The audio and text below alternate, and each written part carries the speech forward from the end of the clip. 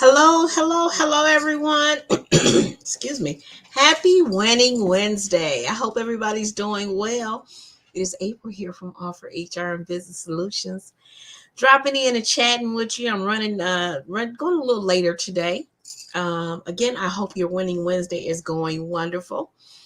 Um, if you're joining, come on in and let me know where you're watching from. Again, happy Winning Wednesday. You know I'm April Halliburton from Offer HR and Business Solutions. For those that don't know me, I am a HR business partner, consultant, and visionary. Been in business for about 12 years, I think, something like that. And so we consult and manage with small to mid-sized enterprises around the country. And our mantra is, you know what our mantra is, right? Business can be like a circus. Don't let HR be the elephant in the room. Okay. So come on in, everybody. Happy Winning Wednesday. We are dropping in here with some nuggets for you. Hold on, I'm missing something. I have it here. Okay, so I'm looking at two different screens, so I'm not ignoring anybody or nobody is sitting over here. Okay. Again, I hope everybody's doing well. Been away for a minute. But I'm back. I missed you all.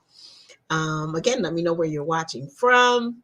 And so today, we're off to 2023. We've already almost getting near the end of the first quarter. And so today we're chatting about classifying your employees as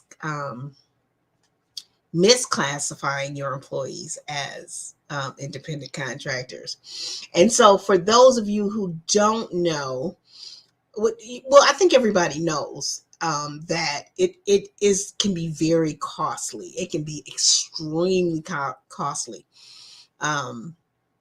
To when you're misclassifying your employees, it can be very, very costly.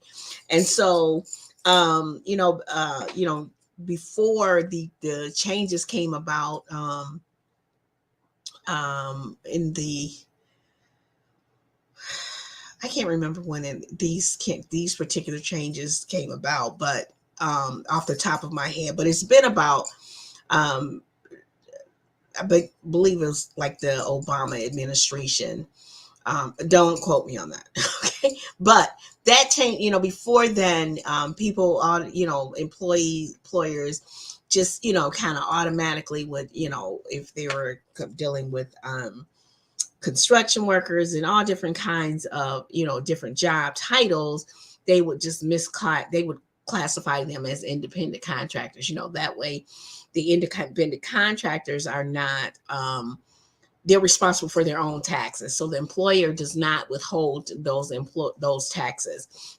They're paid whatever their hourly rate is, and there you go. And so then at income tax time, independent contractors are responsible for paying their own taxes versus the employee, who is the employer withholds those state, federal, all of those income taxes for them. And then, at income tax time, well, you get a refund or whatever. But that's one of the major differences is that independent contractors are responsible for their own taxes, for paying their own taxes, versus employees where the taxes are withheld via payroll. Okay. So, typically people for a long time, employers have classified, workers as independent contractors. And so once these changes came about, it was a huge change because, employers now, you have to be very careful, that you are classifying, you're not misclassifying, that they are contractors or employees versus contractors. So today we're talking about those distinctions. Okay. And So with federal, um, the federal civil penalties, an employer can be penalized and have to pay back up to $1,894 per violation, per penalty. Okay. And that's usually generally one penalty per misclassified employee. State penalties vary, and in some cases there's a potential for jail time if it's that severe. If employees have been consistently misclassified or misclassified over a long period of time, or in cases where you may have been penalized before, employers may have been penalized before, and they continue to misclassify employees, they can, definitely can end up, um, it, with jail time. Okay, which we definitely don't want that to happen. We want any of those violations to happen. And so, you like in a, for instance, if you are,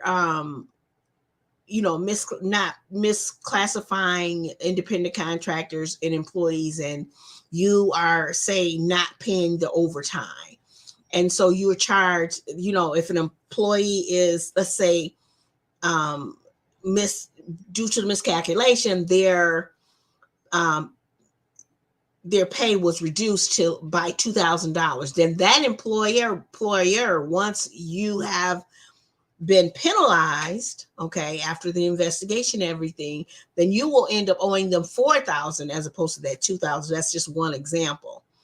And so think about if you have 10 or 15 employees that over, did, have really, you know,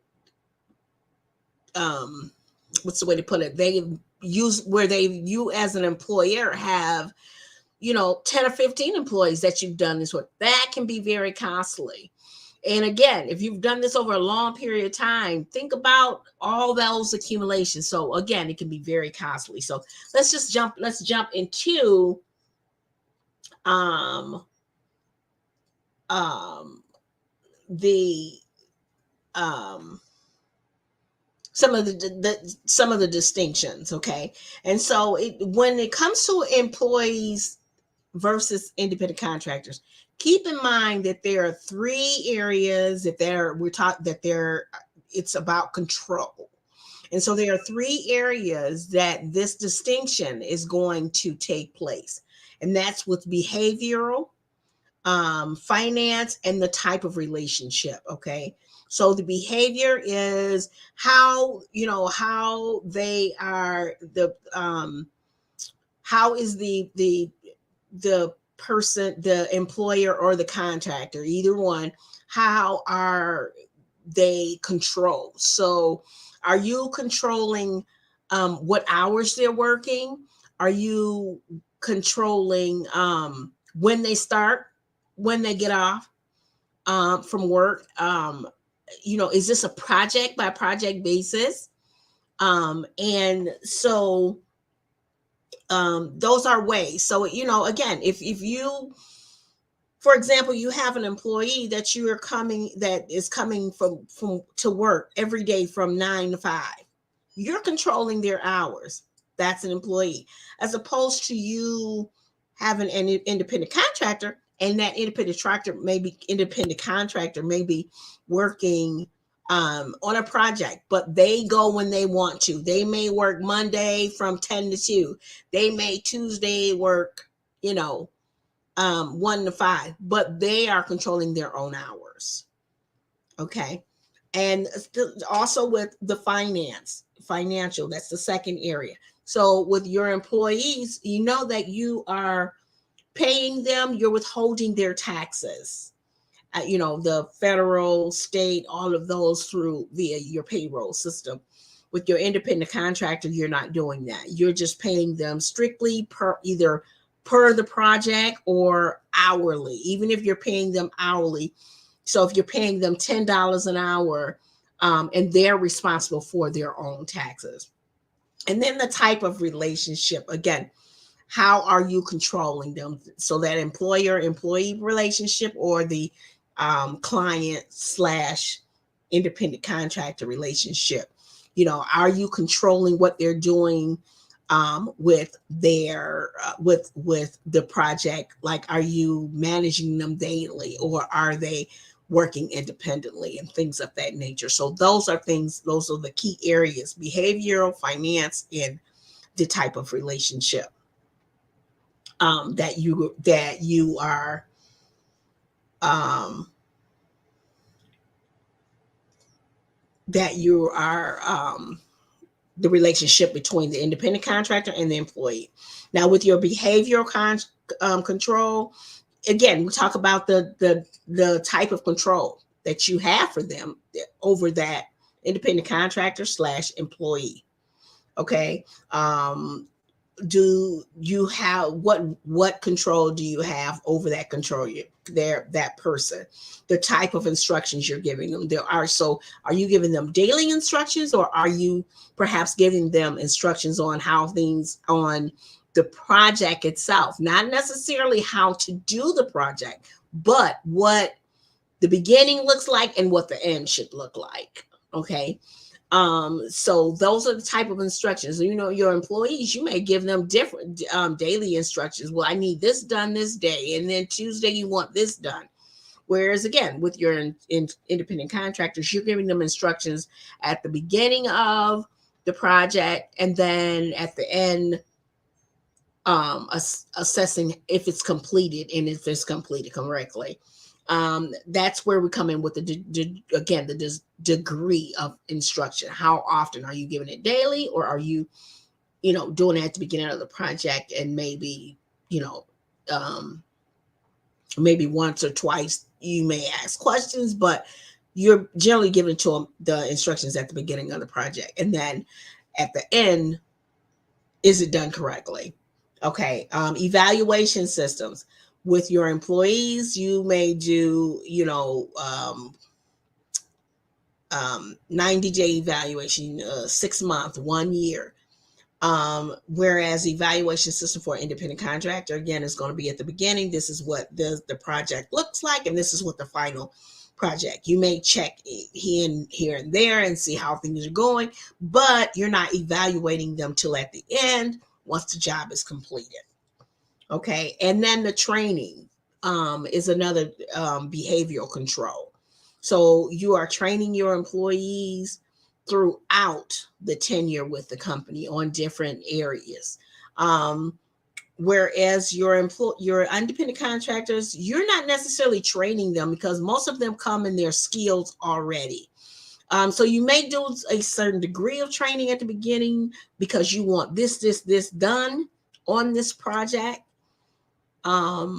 But it's not like you're doing the 60-day, 90-day, 1 year evaluation. So you're not training them throughout the tenure of the project. Whereas your employees, you are training them, while they're working. So that's the behavioral control over the independent contractor versus your employees. Okay.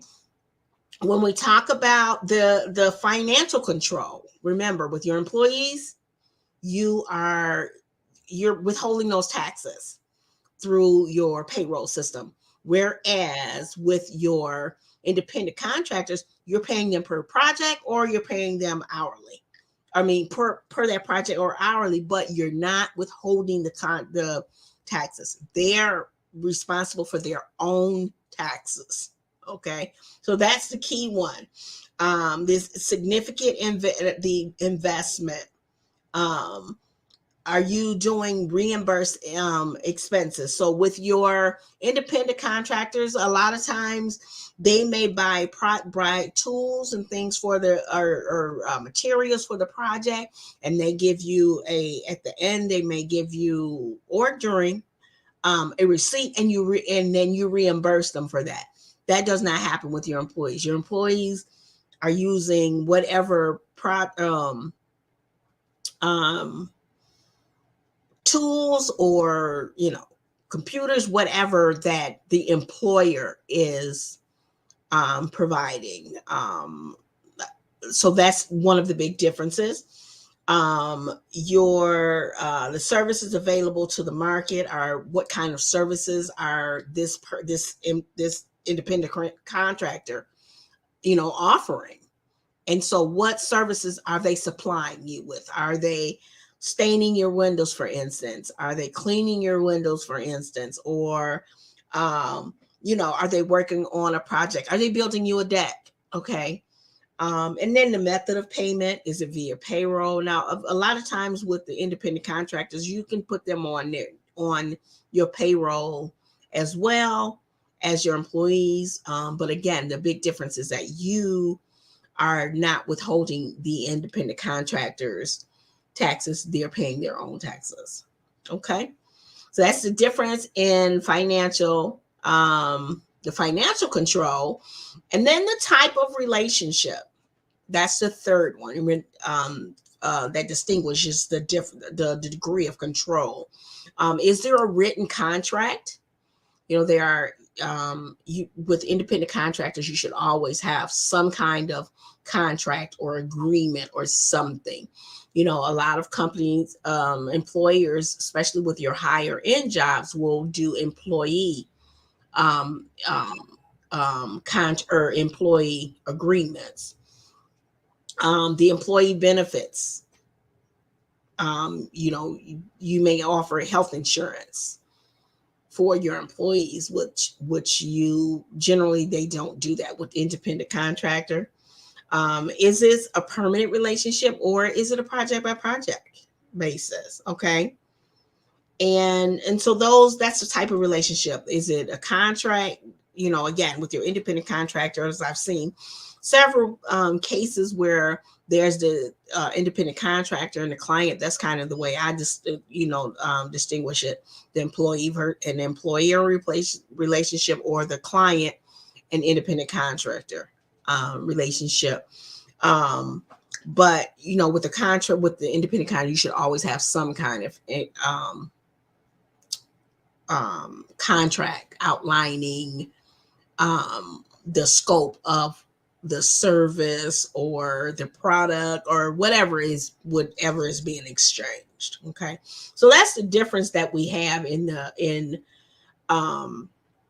type of control. So you want to know, make sure that you are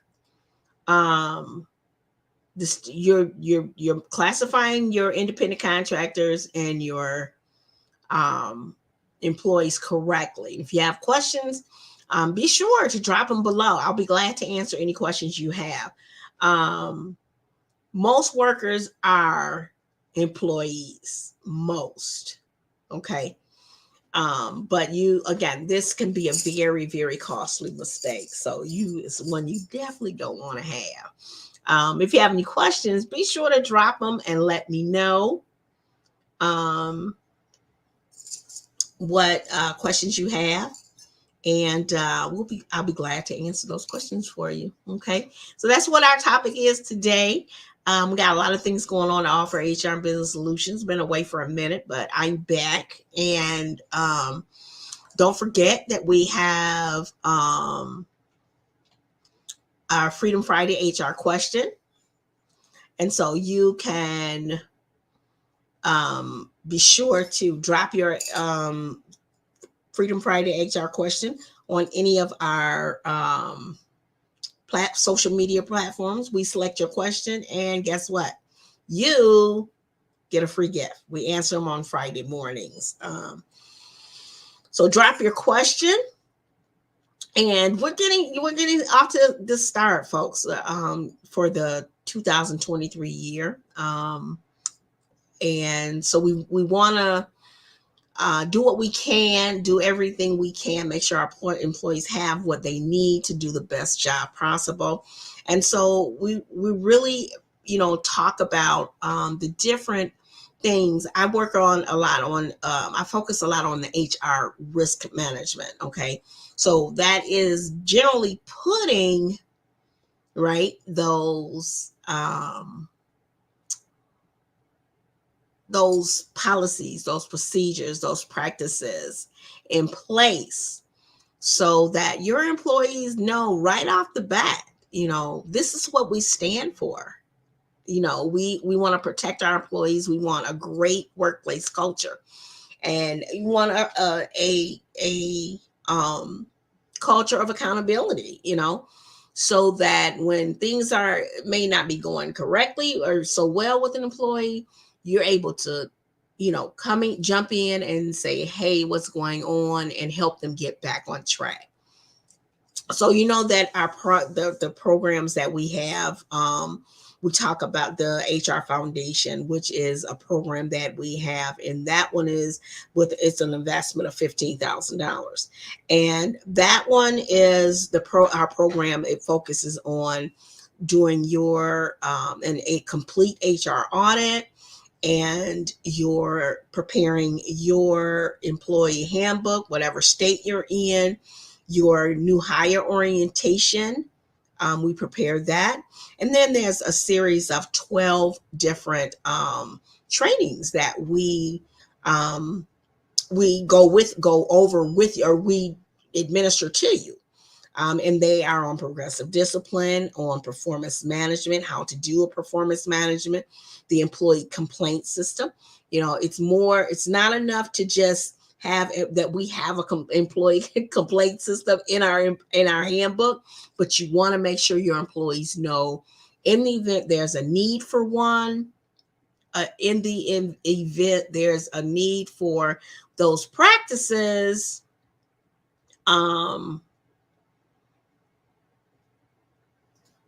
you are I'm doing something here. I didn't go. Okay. That you have those things in place. So often employers are making up those policies and procedures as they go, right, as they go along. And so this program, again, with the investment of $15,000, teaches you everything you need to know. How to administer your handbook, what laws are changing, how you should conduct your HR in your business so that you can grow a healthy, happy workforce that's going to um, keep you going for years to come. It comes with your templates and everything that you need. And so that program is an 8 to 10 week program. You're able to stretch it out if you like, but it's a great program. And then we have our other program, which is $49.99, and that's the one with the employee handbook. And it's a branded handbook, and that one we do your new hire orientation. It's branded, and your onboarding package, and your employee handbook, new hire orientation, and with the templates for onboarding your employees. So those programs are they're great programs. They are what you need to effectively grow your workforce. I can't tell you how important it is when your employees become a part of your team. They want to know that this company has my back. They're protecting me. They're protecting my rights, and you're protecting your company. If you get in these sticky situations where there's sexual harassment or you want to make sure that your employees know that in the event this happens, hopefully they don't, but if they do happen, you know how to securely get them, handle those situations and resolve them quickly. Okay. And it lays that foundation in the event you end up in court. I can't tell you how many times I've had people say, hey, I need a handbook quick. Because if you end up in court, that's the first thing they're going to ask for during discovery is, where's your employee handbook? And that employee handbook shouldn't be, oh, we got an employee handbook, and it hasn't been updated since you had the employee handbook done for you 3, 4, 5, 10 years ago. Okay. I had a client once who had um, 238 pages. It was an employee handbook. Right. And so that was that's where they had grouped the employee handbook and um, the standard of procedures, SOPs, all into one huge book. Okay. And so if you ever go to court, that's not going to fly. Okay. So we have those programs, and if you're interested in setting your HR foundation, hey, check us out. Okay. And just, you can leave hashtag HR foundation and someone will reach out to you. Okay. We'll get you the application to fill out, and we'll move forward and see if we're a good fit. Okay. So that's what we have today for our winning Wednesday. My puppy is over there tearing up the blanket.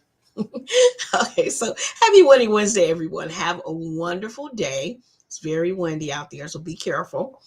And we'll be back tomorrow. We are on the Offer HR Biz View is tomorrow at 12:30. So don't forget to submit your Freedom Friday HR question so we can answer for you, get a free gift. And that's what we have. Okay. So have a wonderful day. Don't forget, business can be like a circus. Don't let HR be the elephant in the room. We'll see you soon.